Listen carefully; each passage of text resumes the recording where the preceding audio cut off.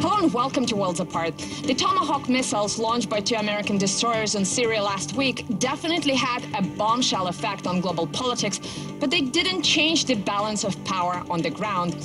Did that strike represent a pitch for a new American strategy in the region, or just a publicity stunt for the new administration? Well, to discuss that, I'm now joined by Commander Kirk Lippold, former commanding officer of the U.S. Navy destroyer USS Cole. Commander, it's great to have you on the show. Thank you very much for your time.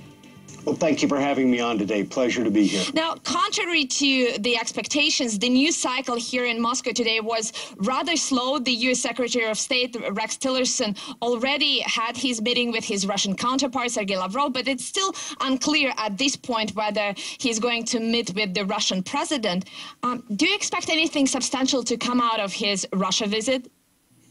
I actually do. I think that despite the obviously tense introduction that Secretary Tillerson and Lavrov had, where there was no eye contact made on purpose by Secretary Lavrov, the two of them sat down, and once the initial posturing for the cameras was all said and done, the people that didn't really need to be in the meeting left, and then the governments could sit down and start getting down to the real facts, the real basis, and start discussing. What about the chemical attack? What are the objectives of each country, both in Syria and for the region? And so I think that there was some very good discussions. These had to take place following these strikes. To not do them would, I think, have been more detrimental to both countries' interests in the region. Well, Commander, on the eve of this meeting, the Russian officials said that their expectations were fairly modest. They just wanted to simply understand where the Trump administration stands on a range of Middle Eastern issues. And I wonder if you think that the Trump administration itself knows where it stands. I think they do. I think in this case, when you look at it, one of the things that came through very, very clear was while the previous administration under President Obama put that red line out there and then never did anything of substance to enforce it, clearly the Trump administration felt that the use of chemical weapons in clear violation of international law merited a swift and forceful response. In my opinion, it was proportional, it was appropriate, and it's done. I think it hopefully sent a signal to the Assad regime that this will not be tolerated anymore. Mr. Lippold, the bombing of the Syrian air base, as dramatic as it was, does not amount to a Syria strategy. And let's admit, even the previous administration didn't have a coherent Syrian strategy. You said yourself that it was sending a powerful signal, but in military terms, it didn't change anything on the ground. I wonder, how far do you think the Trump administration can take these dramatic gestures, these reactionary gestures, without pairing them with actual military policy decisions? Well, I don't think that it was a dramatic necessarily. Obviously, that's generated by how the news media covered it. When you looked at what we did militarily, they took those Tomahawks, and you have to remember, when the United States chooses to employ that weapon, they put together a strike package and say, okay, what are the objectives of this strike? What do we need to hit? What we looked at was, given that the strikes, the chemical strikes, came from that air base with the aircraft that were there, they targeted those aircraft. They targeted the fueling facilities, the preparation and maintenance facilities. They specifically didn't strike what they thought might be the chemical facility, because obviously you don't want to create additional problems right there. But nonetheless, this was a military objective that was achieved. The political objective goes to a larger strategy, and when I think you look at it, Syria has always been a bit of a conundrum for the United States. Through successive administrations, there has almost been this bubble over there. We have not touched Syria. We have engaged with other countries in the region, whether it has been in Lebanon, coordination with Jordan. The U.S. has always been engaged in that region, and we've always tried to be proactive to keep it stable, because let's face it, we want to make sure that the world's economies are not affected should oil get cut off. I mean, that's a real basis for it. Well, Commander, you just said that you believe that strike was proportional, and that reminded me of that famous George W. Bush quote after 9/11, when he said that when he takes action, he's not going to fire a $2 million missile at a $10 empty tent and hit a camel in the butt. That was his direct quote. And we just had President Trump spent around $100 million on 59, or rather 60 missiles that destroyed a few maintenance hangars, a canteen, and 6 jets that were already out of operation. Does this represent a decisive, proportional action to you? I think it does. I think your facts may be not as well informed as they need to be. Well, with all due respect, Commander, my colleagues are on the ground at that facility. Your contacts are not there, but my contacts are there, and the Russian officials, the Russian journalists are there, so they can clearly assess the damage, whereas you have to rely on the media. So I think I tend to believe that the accuracy of my information is a bit higher than the accuracy of your information. We could debate that, but I would also look at it that we have intelligence capabilities that are going to allow us to assess the amount of damage, both from overhead imagery and satellites. We clearly are going to have people on the ground that are going to be able to assess it as well. So there is information that is coming out that is clearly showing to the United States what the strikes were intended to hit, what the targets were, what they were damaged. And your folks can say what they want, but the reality of it is you have to look at what are the aircraft that were damaged as a result of that strike. Having a $1.3 million missile take out a $20 to $30 million aircraft certainly makes a difference. Well, just speaking about the efficiency of it, Tomahawk missiles are a highly powerful weapon. Do you really need 60 of them at the price of roughly $100 million to take out those few facilities that you mentioned? Don't you think that perhaps 20 would do the job? Well, I don't know. I have not spoken with Secretary Mattis. He has never telegraphed operational plans, so I don't know what the military objective was that was established by the Secretary of Defense and the President regarding that air base and what they wanted to target and take out. The strike package itself turned out to be 60 missiles, of which 59 hit their targets. Well, this is what the American officials claims, and this account is disputed by the Russian officials, who believe that only 23 missiles hit the target. But clearly we have a disagreement here. Since you have had an experience of dealing with those missiles, don't you think that perhaps 60 missiles would have been enough to take the entire city out?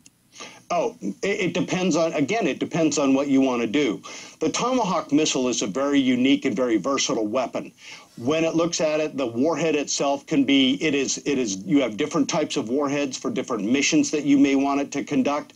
And depending on what you want to do, you put together a package so that certain missiles are designed to do certain things. Some may be designed to take out a hardened aircraft bunker. Others may be designed to damage a runway. So the warheads on them are all different, and you put together that combination of missiles necessary to achieve, military objectives. I don't know whether 20 would have been sufficient. Clearly, the military felt that 60 was. Well, they felt that 60 missiles were necessary to take out whatever facilities that they were targeting. But you know that the Syrian Air Force resumed their flights out of that airfield just hours after the bombing raid. Isn't that perhaps a signal that the American signal wasn't really received well? I don't think so. I think when you look at it, sure, the Syrians can launch an aircraft. The one thing that we don't know is, okay, when that aircraft took off, was it fully fueled? Was it armed? Was it capable of conducting operations against ISIS? There may have been second and third order effects with the targeting on that base that while you can launch an aircraft, no big deal. But can it, in fact, conduct some of the military missions that Assad may want to do? Hopefully, it limited those missions, especially with respect to chemical warfare. Let me inform you that a number of American-supported groups in the region have already been complaining that jets flying off that Shayrat air base have been bombing them just day after the American bombing raid occurred. So apparently, they were able to conduct their military operations without any major obstacle. Again, since you spoke so much about the efficiency of and the Americans being able to achieve their military target or their military goals, I wonder if that again perhaps contradicts the American narrative here. I don't think so, because you have to look at what was the objective there. The objective was to call the Assad regime to task. So the objective was, after all, political, not military. Is that what you're saying? I'm saying that it was a political objective that was achieved through military means by being able to conduct the strike.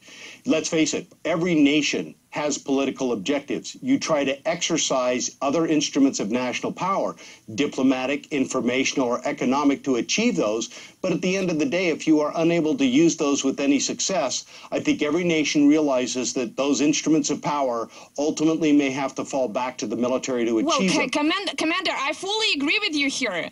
I think the point I was making is that given how much Donald Trump talked about wasteful spending and spending on unnecessary wars, I just wonder if those political objectives could have been achieved at a lesser price tag. Again, you just wasted $100 million of American taxpayers' money to destroy a couple of hangars. I suppose, I mean, my limited knowledge of weaponry technology says that you can probably do that with 5 missiles. You don't need to waste 60 on that. Well, I would take issue with your term of the waste.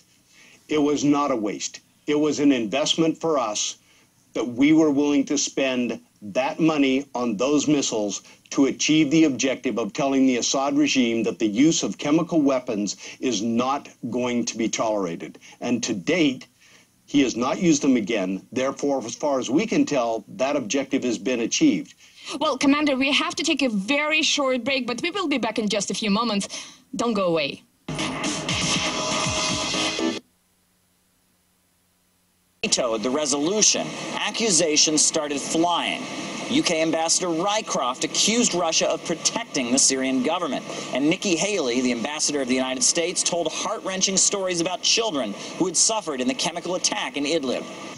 Abdel Hamid Al-Youssef put his twin 9-month-old babies in the ground last week. Each branch of Abdel's extended family reportedly got its own trench to bury their dead. One family, 22 victims. Abdel held his twins in his arms. He tried to keep himself together. He tried to stop his tears. All Abdel could say before putting his twins in their final resting place was, "Say goodbye, baby, say goodbye." 2 of the smallest victims of the Assad regime's vicious and barbaric chemical attack. No one anywhere in the world should ever have to face that kind of suffering. Nikki Haley wasn't the only one to be moved by images of children suffering in the aftermath of the chemical attack. Ivanka Trump, the president's daughter and assistant, was so moved that she pushed her father to attack Syria. Eric Trump, her brother, has confirmed that. You can't ignore the suffering of the children in Idlib, but aren't they forgetting something?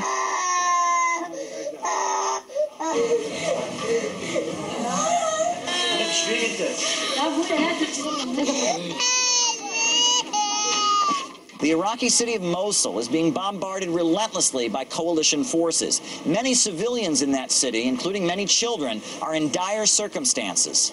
220,000 children in West Mosul, old city, are in extreme danger. You've seen also reports that children are injured in the fighting, or also have been used as human shield. We see many like schools or public buildings that have clearly been used by ISIS bases, which is also a very big concern for the safety of children. Many of you will remember little Haura. She's lost her eyesight, and doctors believe that she may never see again. She was the sole survivor of a U.S. coalition airstrike in the Iraqi city of Mosul. But apparently the lives of these children don't have the same value to the folks in Washington, D.C. Caleb Maupin, RT, New York. We heard from Medea Benjamin, who is the co-founder of the human rights group Global Exchange. She claims there are clear double standards from the Trump administration when it comes to civilian suffering, which is not just confined to Iraq or Syria. The Trump administration is really concerned, as he said in the case of Syria, about the deaths of beautiful babies.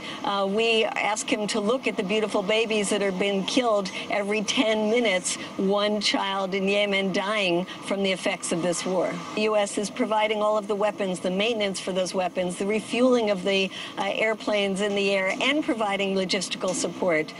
So I would say the U.S. was fully aware of all the civilian targets that have been hit. It's a terrible indication that the Trump administration is going to get the U.S. further involved in the war in Yemen, and is also going to give a green light to the Saudis to go on the attack even more. Quarter past the hour here in Moscow. Thanks for joining us so far for the program.